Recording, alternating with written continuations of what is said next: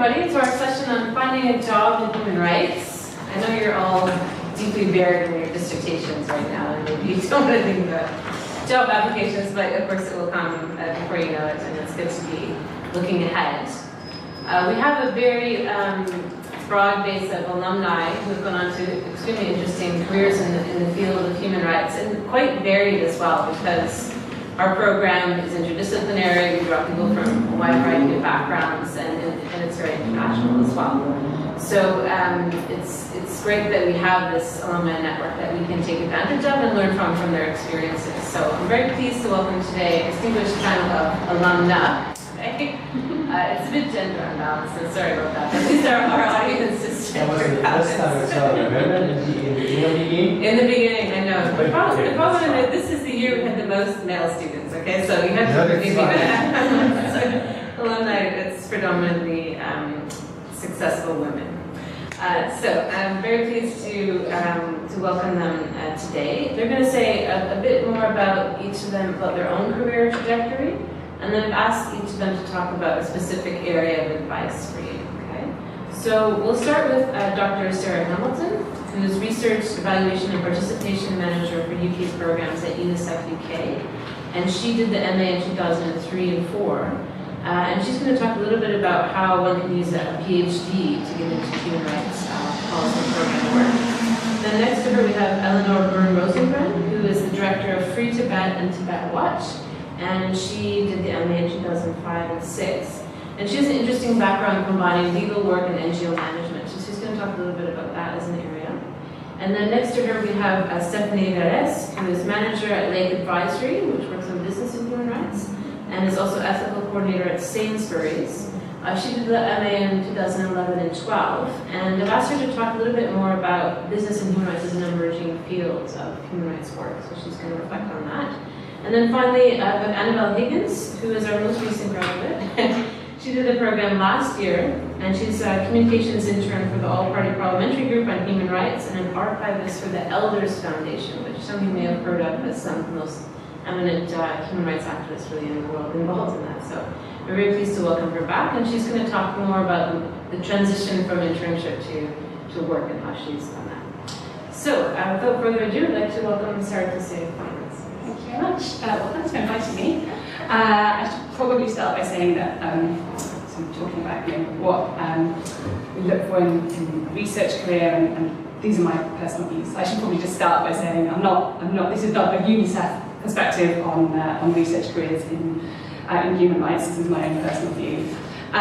So just to start with, so my career trajectory, and when I did my master's, a scary long time ago now, I really didn't have much of a sense of where I wanted to go with it. I came here directly from my undergraduate degree, and I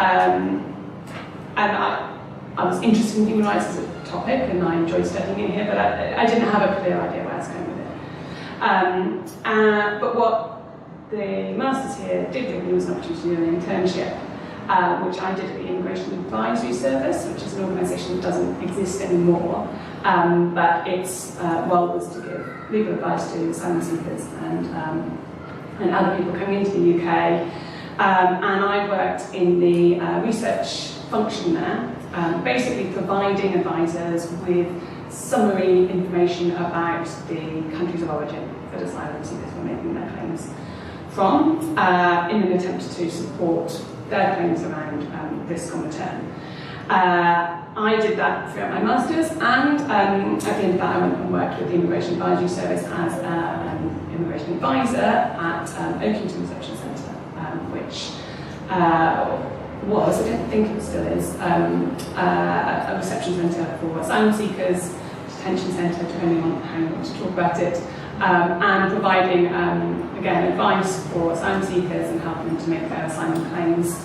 And I was there for 1 year, and what I think that year gave me, apart from, again, working in the human rights field and being very interested and passionate about that, really gave me some experience of both gathering evidence to make a case and also interviewing people. So a large part of my role was to interview people when they're first, it was the first interview to find out about what their claim was, about their stories, and then support them in their home office interview, and then to write a case for them. So when I left there, I kind of had the idea that research was maybe where I wanted to go. And I went into research in the charity sector. So I worked first of all for an organisation called the Revolving Doors Agency, which worked with people with multiple disadvantages, particularly people with a history of mental health difficulties, of substance misuse, of contact with the criminal justice system, homelessness, of that whole group of disadvantages that frequently comes together. And I went from there to work for Week Mental Illness, which is a large charity working specifically in severe mental illness. And I was there for several years, and then with that team I set up a new charity called the McPin Foundation, specialising in research and mental health. And then last December decided that I was going to take my research skills to a different direction and went to work for UNICEF UK. So I've done sort of a fairly broad ranging number of areas, but what I've been doing really is developing a skill set. And I suppose that's kind of what I've been asked to talk about today around research skills in human rights careers. So why do research in human rights, I suppose? I don't know how many of you might be interested in taking that route. But I think I would say that this is a really good time to be thinking about research skills in the human rights sector, across the human rights sector, certainly in charities and NGOs. And largely that's because, perhaps a bit belatedly, a lot of these organisations have suddenly realised just how essential an evidence base is. And there's various reasons for that. So donors have become a lot more sophisticated and a lot more demanding, and they want to know what impact their money is having. They're no longer interested in whether we are doing a lot of things, they're interested in whether we're having a lot of results and the right results. And for that we need evidence. There's also, I think, a growing scepticism amongst some sectors of the public and the media around charities. Some of that's around some of the high-profile things that have been discussed in the media. Some of it might just be a kind of a general growing cynicism, and I think in human rights in particular, this is not an area where everyone is bought into the idea of human rights, and the media and the public can be very sceptical of it. So it really isn't enough to be well-intentioned anymore for human rights organisations. You have to be proving that you're making change, and you have to be able to make the case for why it's a problem, you have to be able to make the case for why we have a solution, and that is working. So that's becoming more and more important. And it's right that it should be becoming more and more important, because there's also a real challenge, I think, for people working certainly in charities, probably across the human rights sector, people who tend to be very passionate and have very strong beliefs in what they're doing in their cause. That it can be very hard sometimes to be really challenging to ourselves about whether what we're doing is actually the right thing. Are we actually having the results that we're intending to have? Could we improve the way in which we work? And for that you need robust evaluation and you need robust evidence. And it can be much, much harder to critically self-reflect and say what we're doing is not having the right results than it is to tell other people that. So it's increasingly important that research skills are brought into the human rights sector. So that's kind of broadly why I think Like Now is important, and it's increasingly, I think, there are more roles in the charity sector for an human rights sector to be doing research and evaluation. I think it's also worth saying that even if you're not considering that, having research skills will be extremely valuable in going into virtually any human rights role, because knowing how to capture and manage data, knowing how to understand what an outcome is, knowing about basic monitoring and evaluation methods will be really valuable in virtually any role that you go in to do, and it's a really strong thing to have on your CV. So I would strongly recommend taking the opportunities you have to learn about them. I was specifically asked to, and I don't have enough time, so they do stop me when I'm running out. I was specifically asked to talk about PhD. I did my PhD, I finished my PhD in 2014, And I did mine part-time while working full-time, and I definitely would not recommend that as a strategy for completing a PhD. The PhD for me has been really valuable. It's definitely opened up some opportunities, and as a way of gathering research skills, it's really, really valuable. But it's not essential, would be my take. So if you're considering doing it because you're interested in research, I would recommend taking some time to reflect.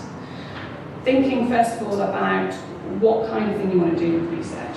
Because research is a very transferable set of skills. You don't need to specialise in a topic to be doing research. And sometimes people can jump into doing a PhD because they're very interested in the topic. And I know lots of people, particularly working in the mental health sector, who have done a PhD and actually come out the other side of that and thought, I don't want to do research. It's a very expensive investment if you don't know you want to use it. So I would definitely recommend getting some research experience first, developing some research skills. It also makes doing a PhD a lot easier.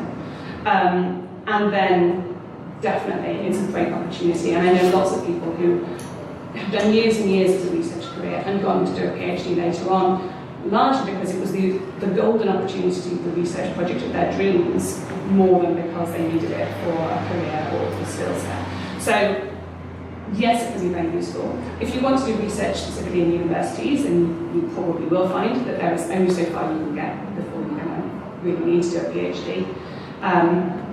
But in the charity sector, that's less true, and I think it's also less true in other research areas. Quite a lot of research is going on in consultancies and individual consultants in the private sector as well. So that can be really interesting work that's done there. So if you know exactly what you're going to do, and you know how you want to specialise, you know you want to build your career around researching something, then a PhD is a great way to go. It's not the only way to go in research, so worth taking some time to think about that. What do you need if you're going to do a research career in the charity sector?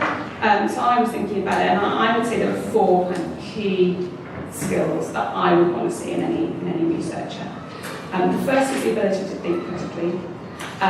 It really, particularly in research, is not enough to just believe really, really strongly in what you're doing.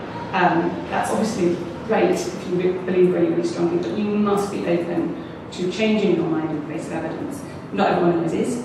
So it's a really important skill to be able to say, actually, yes, I've got a set of principles, I've got a direction I'm going in, but that needs to be checked against evidence. So that would be the first thing I would say.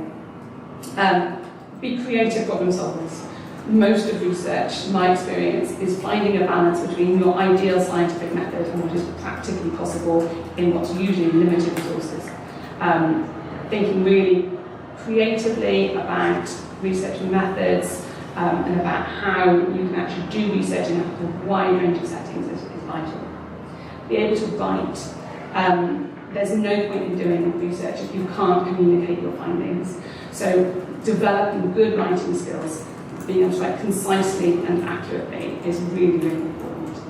And finally, and I think this is especially true in human rights, but not only true in human rights, it's vital in research that we apply a human rights way of thinking, and that when we are working with and doing research with and for people, that we are doing that to a very high ethical standard, because as researchers, as with anyone in the human rights sector, we have a really strong responsibility as people who are putting out information, representing particular stories or views, and we are strongly recommend having a very good understanding of ethical and governance issues if you're applying for research jobs.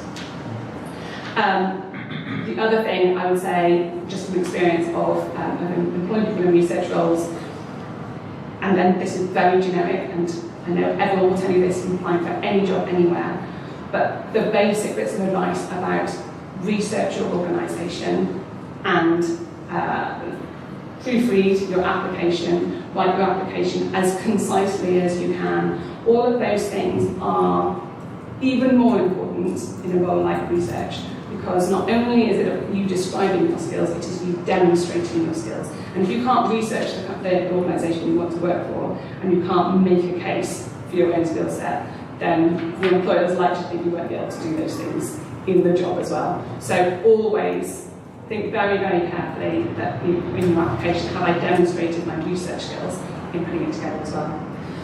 I think broadly that's all the advice I have, so I hope that's covered what you wanted. Absolutely, that was an excellent start, and particularly interesting to hear from the sector the motivation for research, that there is still a drive for the evidence base in the face of the post-truth and skepticism of experts and all this other things that are going on in parallel, that there is still a strong drive for. And I think that to some extent, even more so because of those things. Yeah. And those things don't exist everywhere. And yet there are lots of people who, and so particularly when you put money behind something, people tend to want a little bit stronger evidence than the post-truth. And tweets, yeah. Okay, great, thanks. That's a good start, Sarah. Please, Eleanor. All right. I'm going to use this just to keep an eye on the time. So I'll talk a little bit about my own career path. Then I'm going to talk to you about how to make the most of unexpected opportunities. Then I'm going to talk a little bit about the recruitment process and what I look for when I'm hiring, which is quite pertinent because I've just been interviewing candidates for a job this week actually, so it's all very fresh in my mind. So I did the MA in 2005-06, and I came to it after having been in work for a number of years. My first degree was in law, and quite early on in my degree I decided I didn't want to practice. My real passion was in legal philosophy and in concepts of justice, and that doesn't get you a job at a solicitor's office or even at a bar. And then I met a Swedish guy in a seminar on the UN's response to Kosovo and moved to Sweden and worked as a language consultant. So that sort of worked out that I didn't want to practice anyway.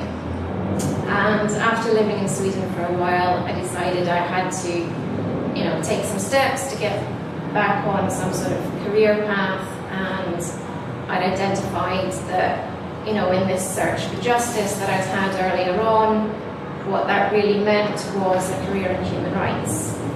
So I saw the MA, applied, came over, did that, and then my husband was still in Sweden at that point, and he couldn't give up his job and come and join me in London until I'd secured a job that would pay enough to support the two of us while he looked for work.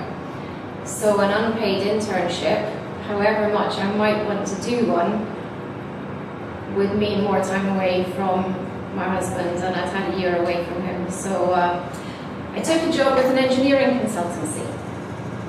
And initially I had gone to a temping agency just in looking for some admin work, something to tide me over just for a few weeks while I figured out what the plan was. It took me 15 minutes to get a job. They offered me something as I was walking home after the interview.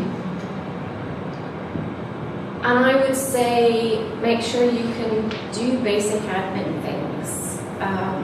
If you can type, if you know your way around Excel or PowerPoint or these things that might not seem like a priority, it means you'll get jobs in offices rather than jobs in retail or bars when you need to just bring in some money. And 5 years down the line, they may be useful. So always be thinking, when you've got to do something just to pay the bills, to pay the rent, it may be useful to you a few years further on. So just have that in the back of your mind.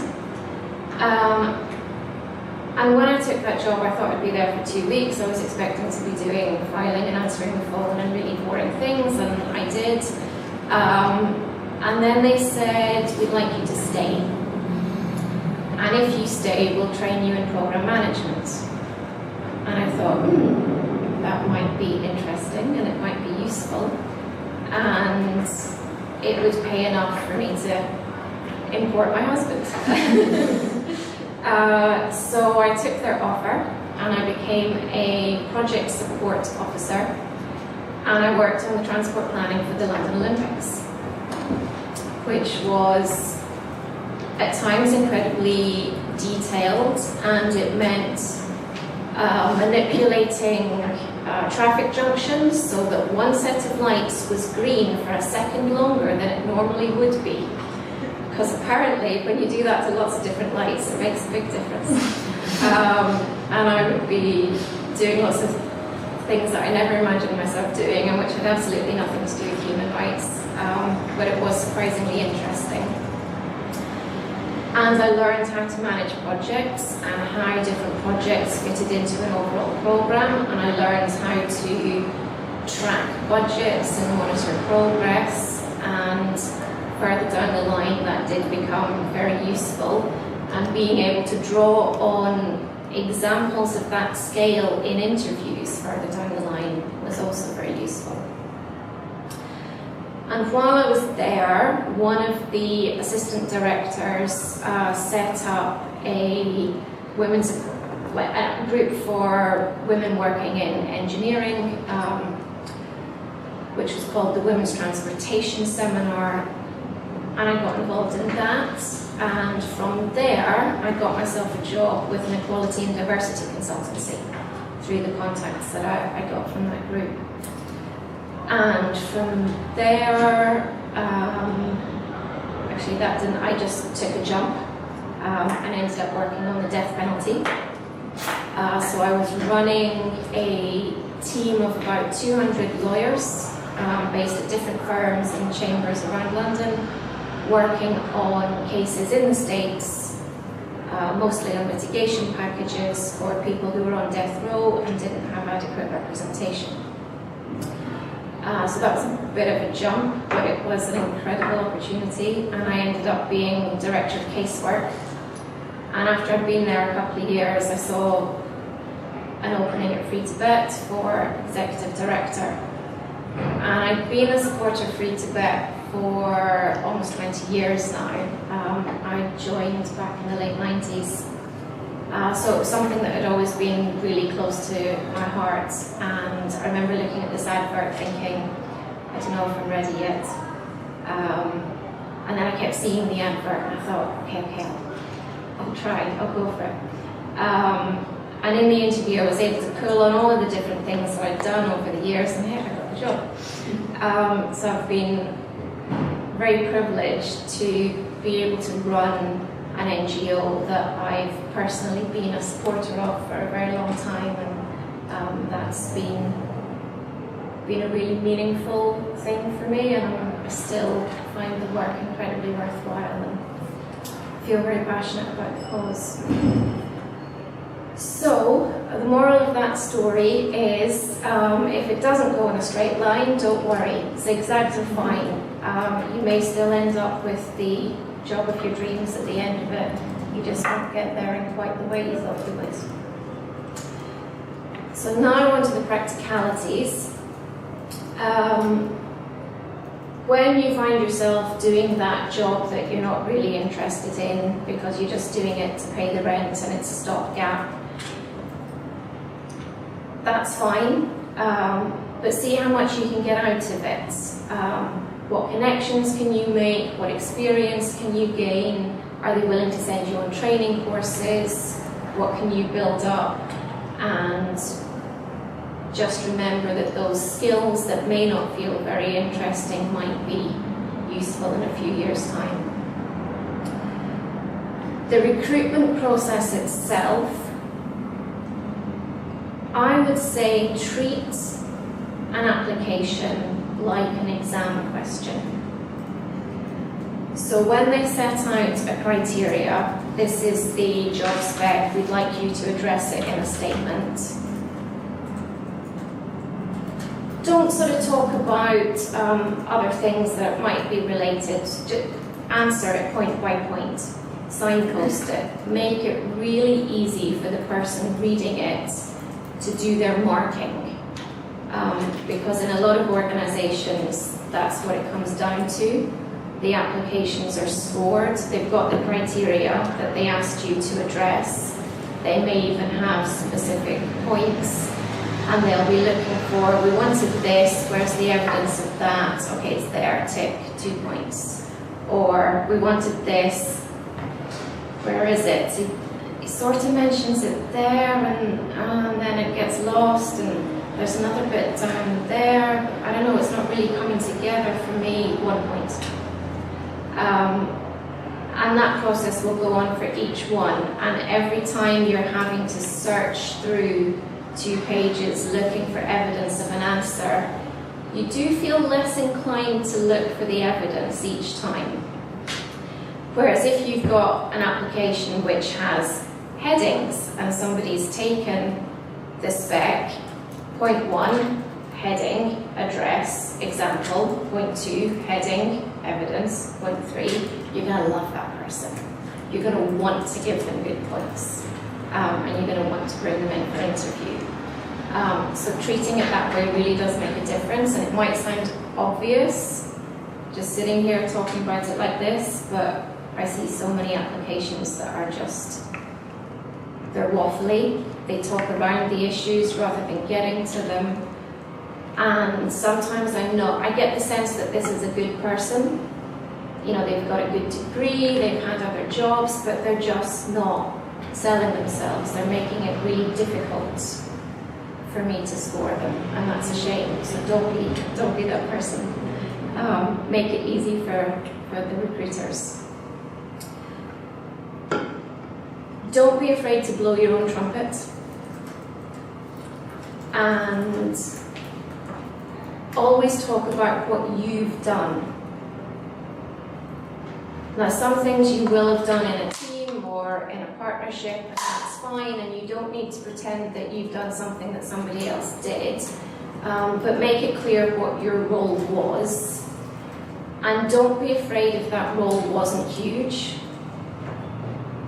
So you don't have to have saved the world, run the project single-handedly, but setting out clearly exactly what you did, how you were involved, what your responsibilities were, will give the recruiters the kind of evidence that they're looking for and hoping to find.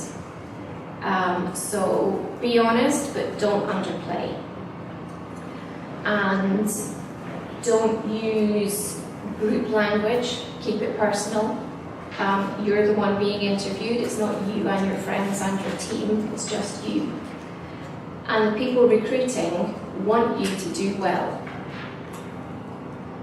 And that's something that people often forget.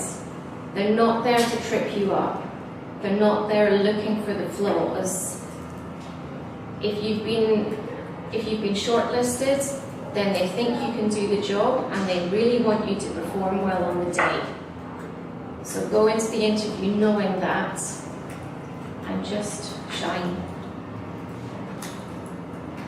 Okay, thank you very much. I think that's a lot of great practical advice, and I especially like the point, the illustration for your own career about how skills acquisition is so important, and you don't have to feel that your job title is, as you say, your dream job in human rights, but that you're getting something that gets you to the next stage, so to speak. Yeah. Thank you very much. Okay, Stephanie, please.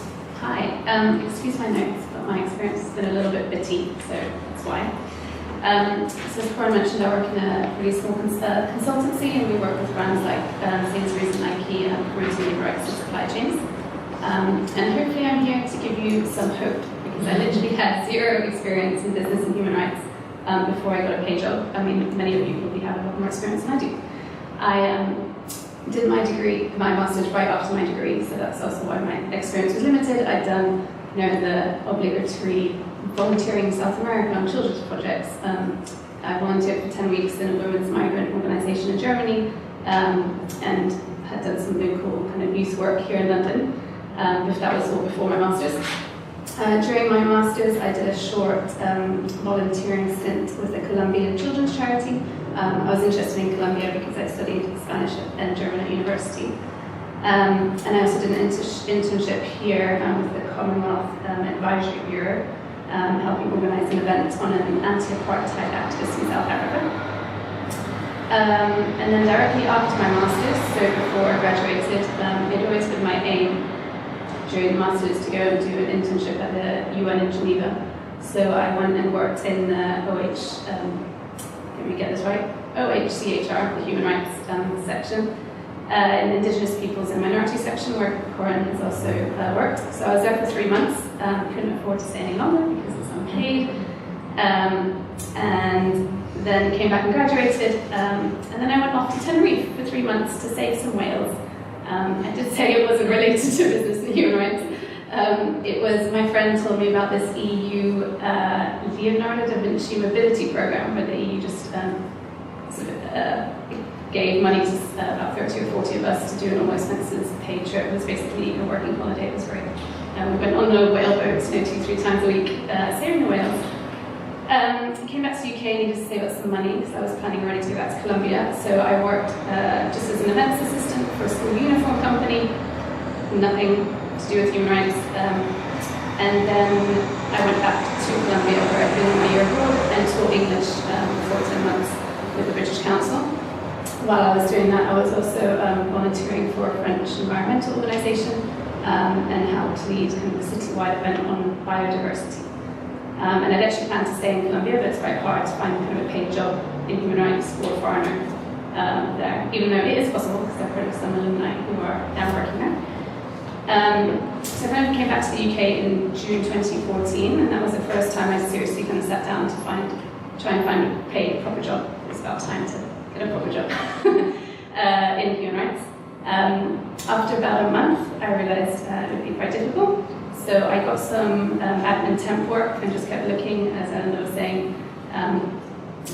It's really important. I applied to quite a few jobs, you know, the usual big guys, Amnesty International, Save the Children.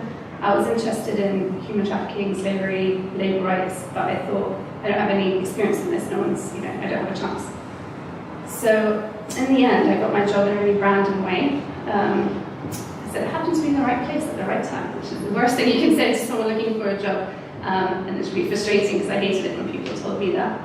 I put my CV on an online portal thing called CV Library. I think it's one of the government-approved ones during the crisis. A recruitment agency got in touch with me, standard, they're called Liberty Resourcing, telling me that they had a job for me in Spanish and German customer service in the city in a financial technology company. Needless to say, I declined the job, but I went along to have a chat with the guys anyway.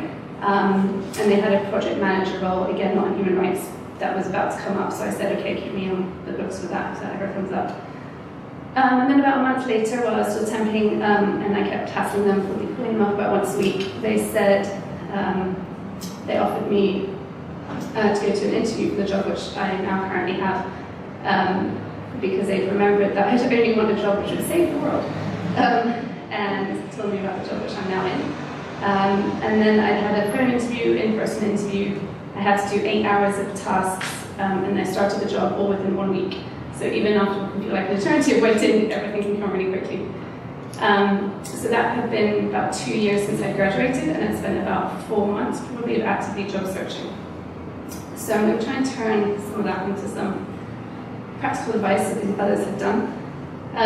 It can be hard to find entry-level jobs in business and human rights, but it's not impossible, and I have seen a few come up in my career.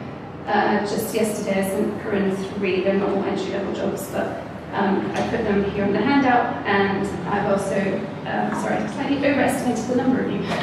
I've just added some recruitment agencies. It's not specific to business and human rights, all of these, some are just newsletters and places to look, and some other things. So actually at our organisation we are looking to, this isn't definitely it, but perhaps have a research associate who would be on hand a few hours a month for some research. So if anyone's interested in that, you can talk to me afterwards. And also the ethical trade team at Sainsbury's. You might have heard they're cutting 1,000 jobs at Sainsbury's, but our team is already quite lean, so we're hoping to get more resources. That should happen from maybe October onwards. So anything I get, I will send through to Corinne. So advice, number one, I would say don't underestimate transferable skills, as the others have talked about. We've talked about research skills, and the knowledge that I gained on the Masters did help, and even just having a Masters shows that you're serious and you're really interested in the topic. Two, I'd say go to interviews, even if you don't want the job. I went along for an interview for a volunteering job saving turtles in Costa Rica, just to kind of have the experience of interviews. And as well as personalising the cover letters, they also personalise your CV when you're applying. So you can sometimes have a personal statement. So make sure you change that if you do have one of those. Remove some experience that might not be relevant. My line manager said one weak thing about my CV was that I'd had lots of little bits of experience here and there, and so it could be interpreted to be uncommitted. Luckily, I had the chance to explain, why they were all short-term contracts, but you might not always get that chance. So revise your CV as well, not just the cover letter before sending it off. I would say change the title intern to anything else. Be creative. Call yourself a project officer, a project coordinator.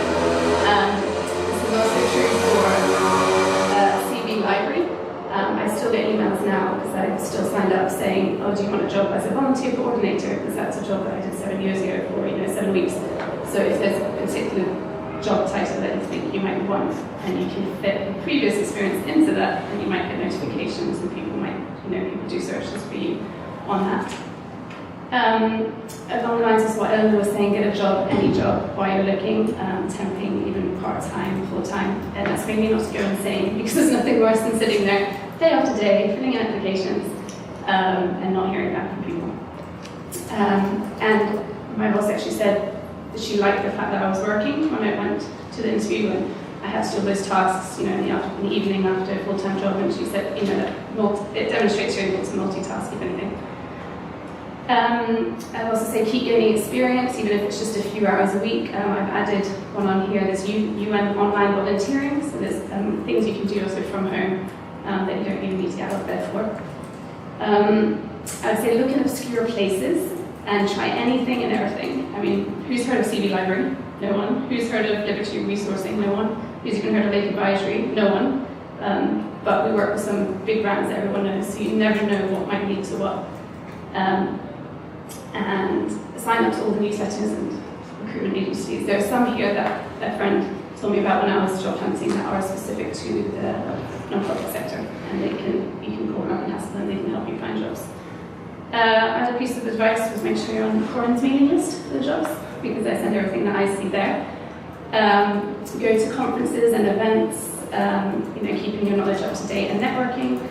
There is an organisation called the Ethical Trading Initiative, and they do breakfasts, which anyone can go to every 2 months on various topics. Again, I've added that here. And then another friend recommended becoming a trustee of a local charity. It's something that I hadn't thought of before. Apparently the average age is 57, so charities are always looking for some young talent. And there's actually a website you can go and look for positions. You can note that on the handout. Finally, I did a quick survey of people who work in business and human rights, who are around my age, about what their advice to you would be. And this is some stuff I got back. So follow organizations you want to work for on Twitter and LinkedIn. Network like crazy. Gain some business management knowledge, so understanding how businesses work and how they can be influenced. Be charming and prep for the interview. Helpful. Someone else said get some field work experience. If you can, find a niche area. My boss, one of the reasons she keeps getting work is she did a PhD and she's got loads of experience at the factory level, but then also understands how the businesses work. And there's not many people who have kind of those two, that combination. And then also being aware of microtrends. So again, you'll get some of the information from the newsletters here, but what's going on in business and human rights law. So you've got the Sustainable Development Goals, the Modern Slavery Act, the legislation coming up, France, Germany, Australia, everyone's doing it, and also the corporate and human rights benchmarking. And lastly, I just want to say, be encouraged, because having this master's in human rights is actually really useful for business at the moment. 5-10 years ago, you can even mention the word human rights in the boardroom, but now there's lots of legislation coming up. It's driving big resources, and as I said, Sainsbury's team should be expanding, and I think just the work across businesses and in consultancies is really going to expand as businesses figure out how to do this, because we don't have the answers, and maybe you guys do. So, hopefully that's helpful, and please use handouts here. Great.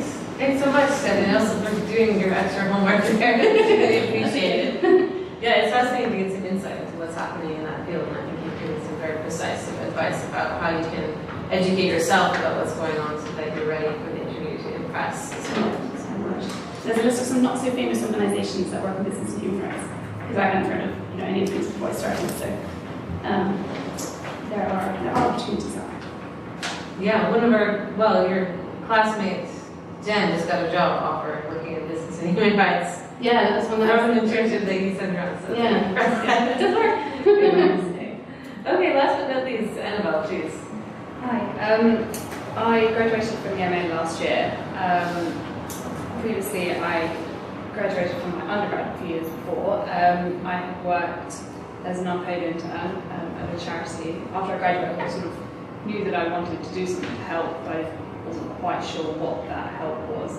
So I worked part-time at Moorfields Eye charity as an unpaid intern in the communications department. And after that, they asked me to stay on with the Moorfields in general, sort of the hospital NHS communications department. And then I found a job at an organisation called Health Prom, which is quite a small charity that works with women and children. My sort of career has been firmly couched within the communications department and within small organisations, which I think so far has been quite good. Sort of joint with events and programmes and projects. Communication seems to be an excellent way of getting a good feel of an organisation. So everything that the organisation does, it goes to the communications team. So whether that's sort of projects or fundraising or events, everything sort of gets filtered to the communications team. And you get a feel of how different departments work with each other and how the ethos of an organisation really kind of comes through. It's quite a nice way of getting a foothold, I think, from my experience. I've also got a little bit of database experience, which is an odd thing that has benefited me.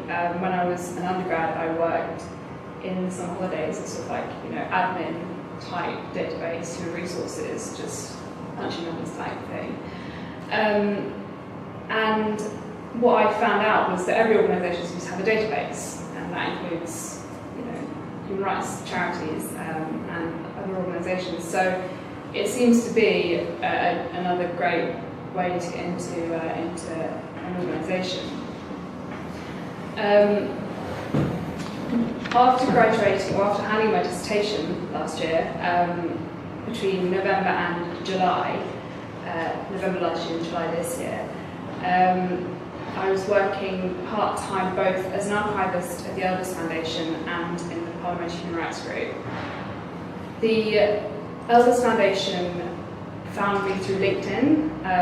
They had a consultancy firm who were doing the recruitment, and they found me through LinkedIn. It was an interesting discussion I had with someone after they'd offered me the job. It was someone who did consultancy as a profession said that often what these organisations do is they type in the requirements for the job in the job application. So whether that's database, communications, human rights, or anything, they type that into LinkedIn and it comes up with whoever fit the requirements.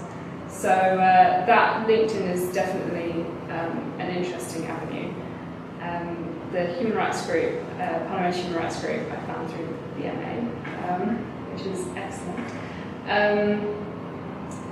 Starting out with 2 part-time jobs was quite terrifying. Finding a foothold, working out how different organisations work is always going to be challenging. I think with working in Parliament, it's such a different environment to anything I've ever experienced before, so it's all very fast-paced and all very, very quick, so I have to learn on the go quite a lot. I did find that often they complement each other, so a lot of the strange skills that I would pick up at the Elders Foundation, for example, like website coding or anything like that, would be useful in Parliament, and things that, long lost information from a time when I did a summer job as an undergrad was coming back to me. So it is very strange, as we were hearing, sort of odd admin bits and pieces kind of come back to you and help out. the Parliamentary Human Rights Group, which I think some people are interested in applying for, it really is a fantastic opportunity.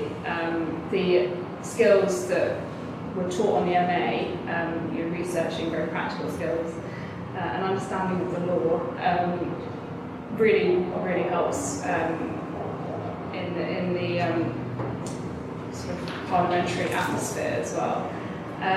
It has been a fantastic opportunity to really engage with such a wide variety of actors in the human rights field. So on a day-to-day basis, we're dealing with human rights defenders, civil society, committees, parliamentary committees, MPs, human rights organisation, and really trying to engage with sort of parliamentarians and decision makers and trying to get them interested in human rights in an area, in a time of very interesting political environments, to say the least, and to see how the different pieces of this jigsaw kind of fit together, and trying to get people really, really engaged in this subject, which wouldn't necessarily be on their radar. So it's definitely been an interesting experience, and as I said, you're kind of very much at the mercy of politics. I think the skills in particular which it has helped with are the research of the skills. If you're putting together a briefing for an MP, everything has to be very sharp, very snappy. It has to be, you have to hold quite complex issues into 2 pages because they don't have time to look through reams of research. So it's quite intense in that aspect. Confidentiality as well. If you go to a meeting, like a roundtable meeting, and it's closed or shut house rules, it's all about what you can and can't say outside that room, and how you approach potentially sensitive issues as well. The one bit of advice I think I would give is, from personal experience, searching for jobs can be so disheartening. There's something about writing applications, and especially when they're the long forms you have to fill out, and you send them out thinking this is going to be great, and then and you don't hear anything back, or they say thank you very much, dear blank, thank you very much. But it genuinely does only take one application to be successful, so don't be disheartened. That's one thing I can advise. Okay, well, that's a good positive note to end on. And I think all of your career examples show that there is a kind of pathway that you only see in retrospect, right? Like, it doesn't make sense at the time, you're struggling, but as Trevor said, your dream job can be maybe better done at the end of the pathway. So thank you, Annabelle, for sharing insights into what you're doing now. And I like especially how you merged these 2 very different posts to try and to give yourself a chance to maximize your experience at this really early stage of your career. And I think lots of people have that experience of just piling in little short things and doing, just making it work. So I think that's a good experience to share.